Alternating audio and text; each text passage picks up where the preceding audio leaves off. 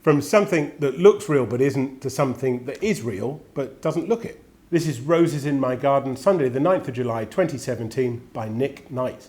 One of a series of stunning photographs of, well, roses in his garden from southwest London.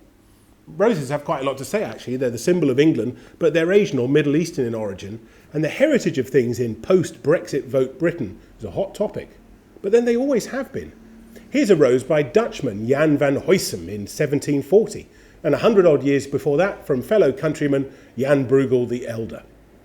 People like painting flowers. On the whole, they sit still and they're nice to look at. And if you're sitting around nursing ringworm or the plague in the 1600s, you'd like to have that window of colour on your wall, wouldn't you? Well, it's the colour that's something lovely in Knight's work as well, but there's also not a sadness, but a drowsiness to his flowers.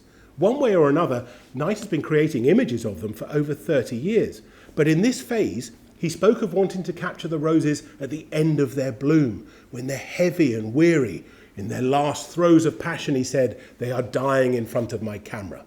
And the camera? It's his iPhone. It's his 2017 iPhone. I know. Look at the last 3 photos on my phone. Knight shoots them at his kitchen table, just lit by daylight. He cuts some blooms and he sits with them for up to 4 hours, just moving his phone a fraction by fraction around them to get that perfect frame. And while he does that, the flowers themselves change in front of him. Petals drop and fall. But of course the grade on the photo is part of the magic, and for that Nick Knight uses artificial intelligence. Trained with millions of sample images, the AI looks for patterns and shapes in the new images and applies texture from its program memory. It's not a filter as we know it. This AI performs around 2 million operations per pixel. I think of it as film versus video. Film had a richness and a texture to it that video couldn't match. And the texture here is just like brush strokes. There are quite a few of Knight's rose photos, most being labelled as being created on a Saturday or Sunday. I like the fact this is a weekend project. Knight's a busy man. He calls himself an image maker, and many of those images reside in fashion and in music. So he's made album covers for Bowie. Yeah, I'm the one who bought this album. Bjork, Lady Gaga.